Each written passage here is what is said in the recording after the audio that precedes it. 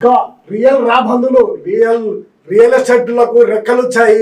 గత ప్రభుత్వంలో అనేకమైనటువంటి అక్రమాలకు పాల్పడినటువంటి ఆ రియల్ ఎస్టేటర్లు ఇక జీవ వైవిధ్యం కూడా బలి తీసుకుంటున్నారు. అక్కడ ఉన్నటువంటి పచ్చని పొలాలను, పచ్చని చెట్లను, అడవులను కూడా వదలకుండా రియల్ ఎస్టేట్ వ్యాపారులు వాటిని కొనుగోలు చేస్తూ అక్రమ పద్ధతిలో రిజిస్ట్రేషన్ చేసుకుంటున్నటువంటి వైనం వట్టినాగలపల్లిలో జరుగుతూ ఉంది.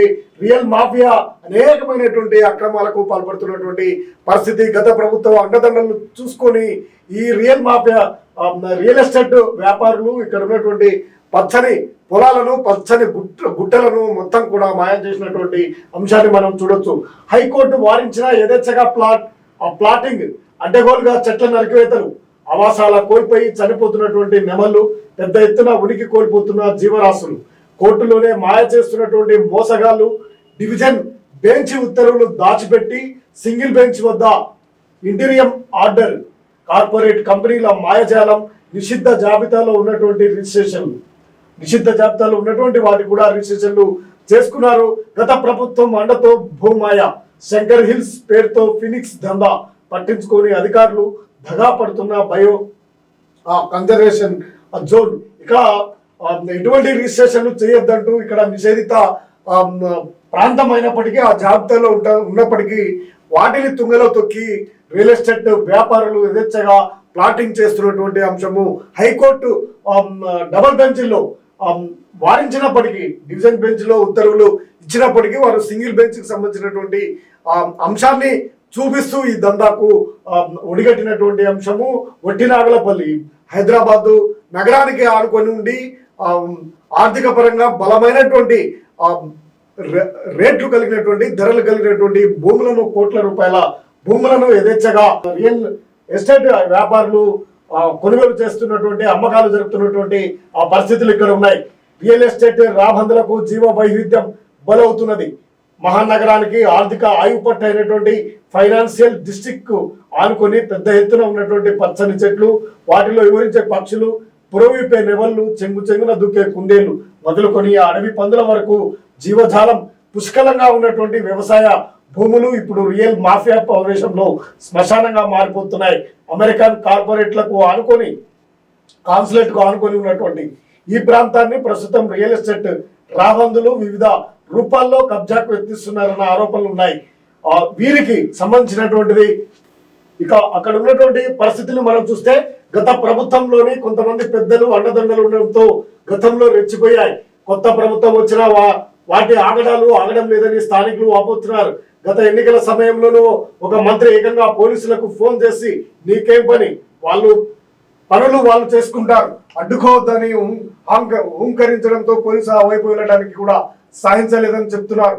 దీంతో కార్పొరేట్ గద్దలు మరో రూపంలో శంకర్ హిల్స్ ప్లాట్లను ఓనర్ల పేరుతో రంగంలోకి దిగి అక్కడ దందా చేస్తున్నారనే ఆరోపణలు ఉన్నాయి. ఈ మాయగాళ్లు ఇక్కడ చెట్లను యథేచ్ఛగా కొట్టివేశారు. పక్షులు, నెమలతో పాటు ఇతర జీవరాశులకు ఆవాసం లేకుండా చేశారు. దీంతో అనేక నెమళ్ళు చనిపోయినట్టు స్థానికులు చెబుతున్నారు. ఇతర జీవరాశులు కూడా అక్కడ కనిపించడం లేదంటున్నారు. 1000 ఎకరాల విస్తీర్ణంలో అడవి ప్రాంతం, ఇంకా 1000 ఎకరాల విస్తీర్ణంలో ఉన్నటువంటి ఇది అడవి ప్రాంతం. హైదరాబాద్ కు ఆనుకొని ఉన్నటువంటి ఈ ప్రాంతం ఔటర్ రింగ్ రోడ్డుకు లోపల ఉంది. రంగారెడ్డి జిల్లా గండిపేట మండలానికి చెందిన వట్టివాగులపల్లి రెవెన్యూ పరిధిలో దాదాపు 1000 ఎకరాల విస్తీర్ణంలో ఉన్నటువంటి ఈ ప్రాంతం అనేక చెట్లు, గుట్టలు, పక్షులు, ఇతర జీవరాశులకు అలవాలం. ఇక్కడ వందల సంఖ్యలో నెమలు స్వేచ్ఛగా జీవిస్తున్నాయి. ఈ ప్రాంతంలోని సంరక్షించడంతో పాటు గండిపేట క్యాచ్మెంట్ ఏరియా పరిధిలో ఉన్నటువంటి గ్రామం సహా 84 గ్రామాలు రాష్ట్ర ప్రభుత్వము 1996 మార్చి 8న 111 జీవో పరిధిలో తీసుకువచ్చింది. ఈ జీవో ప్రకారం ఈ ప్రాంతంలో ఎక్కడ ఎలాంటి నిర్మాణాలు కానీ, లేఅవుట్లు కానీ చేయకూడదు. బీఆర్ఎస్ ప్రభుత్వం అధికారంలోకి వచ్చాక బయో కన్జర్వేషన్ జోన్ కింద ఉన్నటువంటి వట్టినాగులపల్లి ప్రాంతంలో కన్నేసినటువంటి కార్పొరేట్ రియల్ మాఫియా కొంతమంది నాటి ప్రభుత్వ పెద్దల అండదండలతో అన్ని రకాలుగా బలప్రయోగాలతో ఈ ప్రాంతాల్లో ఆనవాళ్లను చెరవేస్తుందనే ఆరోపణలు ఉన్నాయి. ఈ రాక్షస ప్రక్రియ ఇంకా యథేచ్ఛగా కొనసాగిస్తూనే ఉన్నది. కొత్తగా అధికారంలోకి వచ్చినటువంటి కాంగ్రెస్ పార్టీ ప్రభుత్వం ఇటువైపు కన్నెత్తి చూసేలోగా మొత్తం కాజేయాలన్న తీరుగా ఈ మాఫియా వివరిస్తుందనే అనుమానాలు కూడా వ్యక్తమవుతున్నాయట. 118లోనూ లేని వట్టినాగులపల్లి జీవో నెంబర్ 111 ప్రకారం నిర్దేశిత ప్రాంతాల్లో గ్రామాల్లో గ్రామ పంచాయతీలు కానీ, డిటిసిపి కానీ కూడా హెచ్ఎండిఏ కానీ ఇలాంటి లేఅవుట్లు అనుమతించే అధికారం ఉండదు. పాతవి ఏమైనా లేఅవుట్లు ఉన్నా చెల్లవు. అయినప్పటికీ కాస్త ఉదారంగా వివరించినటువంటి మున్సిపల్ హెచ్ఎండిఏ డిటిసిపి అధికారులు అధికారికంగా ఉన్నటువంటి లేఅవుట్లను కూడా గుర్తించి తమపై అధికారులకు నివేదించారు. ఇలా నివేదించినటువంటి లేఅవుట్లు క్రమబద్ధీకరించుకోవడానికి అనుమతిస్తూ 2022 అక్టోబర్ 28వ తేదీన అప్పటి ప్రభుత్వం 118 విడుదల చేసింది. ఇలా విడుదల చేసినటువంటి జీవోలో కూడా ఒట్టినాగులపల్లి గ్రామం పేరు లేనే లేదు. చీఫ్ జస్టిస్ ఆదేశాలు బేఖతర్. ఇక చీఫ్ జస్టిస్ ఇచ్చినటువంటి ఆదేశాలను కూడా బేఖతర్ చేసినటువంటి అంశాన్ని చూడొచ్చు. జీవో నెంబర్ 111లో యథేచ్ఛగా అక్రమ లేఅవుట్లు నిర్మాణం జరుగుతున్నటువంటి విషయంపై పర్యావరణవేత్త జీవానందారెడ్డి 2007లో హైకోర్టులో పిటిషన్ దాఖలు చేశారు. దీన్ని విచారించినటువంటి హైకోర్టు డివిజన్ బెంచ్ సీరియస్ అయింది. శంకర్ హిల్స్ సహా మొత్తం 29 సంస్థలకు కఠినమైనటువంటి ఆదేశాలు జారీ చేసింది. ఇదే పిటిషన్ లో తాజాగా high court chief justice Alok Aradhe, justice NV Shravan Kumar division bench 2023 September 22వ తేదీన శంకర్ హిల్స్ తో సహా ఏ ఒక్కరు ఇక్కడ కోర్టు అనుమతి లేకుండా ఎలాంటి లేఅవుట్లు నిర్మాణాలు చేపట్టకూడదని ఆదేశించింది. దీనికి గత ప్రభుత్వం కూడా 111 జీవో నిబంధనలు కఠినంగా అమలు చేస్తామని హామీ ఇచ్చింది. అయితే కోర్టు ఇచ్చినటువంటి హామీని స్మరించింది. గవర్నమెంట్ ఏర్పాటు చేసిన హై పవర్ కమిటీ నివేదిక ఇచ్చే వరకు 111 జీవోను సమర్థవంతంగా అమలు చేయాలని చెప్పింది. దీనిపై ఎలాంటి పనులు చేయాలన్నా కోర్టు అనుమతి తప్పనిసరి. కానీ ఇక్కడ హైకోర్టు చీఫ్ జస్టిస్ ఇచ్చిన ఆదేశాలు కూడా బేఖతరయ్యాయని పర్యావరణ నిపుణులు వివరిస్తున్నారు. అడ్డగోలుగా లేఅవుట్ల పేరుతో దందాలు చేస్తున్న హెచ్ఎండిఏ కానీ రెవెన్యూ అధికారులు కానీ పోలీసులు కానీ స్పందించి చర్యలు తీసుకోకపోవడం గమనార్హమని అక్కడ ఉన్నటువంటి స్థానికులు చెప్తున్నటువంటి అంశం. ఒట్టినాగులపల్లిలో శంకర్ హిల్స్ పేరుతో ఫినిక్స్ దందా. ఇక రంగారెడ్డి జిల్లా గండిపేట మండలంలోని ఒట్టినాగులపల్లి గ్రామాన్ని నార్సింగ్ మున్సిపాలిటీ విలీనం చేసే సమయంలో ఈ రెవెన్యూ గ్రామం పరిధిలో ఉన్నటువంటి అనధికారిక లేఅవుట్ జాబితాను పురపాలక శాఖకు సమర్పించింది. శంకర్ హిల్స్ పేరిట కనీసం అనధికారిక లేఅవుట్ కూడా లేదని విలీనం సమయంలో గ్రామ పంచాయతీ రిపోర్ట్ ఇచ్చింది. శంకర్ హిల్స్ పేరిట ఎలాంటి లేఅవుట్ లేదని కూడా నార్సింగ్ మున్సిపాలిటీ డిటిసిపి హెచ్ఎండిఏ ధృవీకరించాయి. ఈ మేరకు ధృవీకరణ పత్రాలు కూడా వచ్చాయి. ఆది నుంచి వ్యవసాయ భూములే. ఫైనాన్షియల్ జిల్లాకు ఆనుకొని ఉన్నటువంటి ఒట్టినాగులపల్లి రెవెన్యూ గ్రామానికి చెందినటువంటి భూములన్నీ మొదటి నుంచి వ్యవసాయ భూములే. 1956 కాస్రా పహాని మొదలుకొని ఇప్పటి వరకు వ్యవసాయ భూములు గానే రికార్డులో ఉన్నాయి. శంకర్ హిల్స్ వాళ్ళు చెప్తున్నట్లుగా 1983 నుంచి కూడా ఎక్కడ లేఅవుట్ గా రికార్డు లేదు.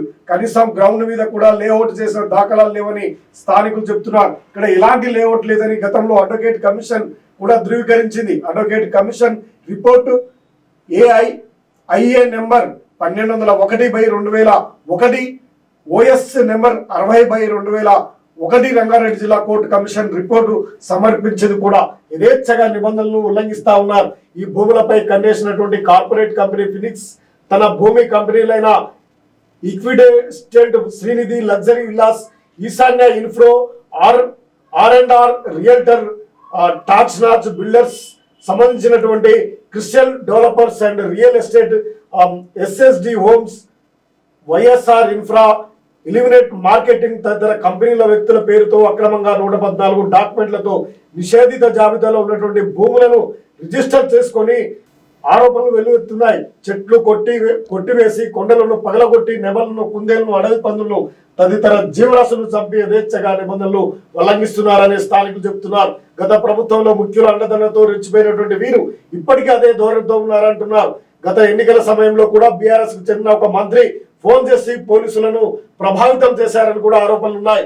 ఇలా బయో కాన్ఫరెన్స్ జోన్ లో నాశనం చేశారని ఇంకా చేస్తూనే ఉన్నారని స్థానికులు చెబుతున్నారు.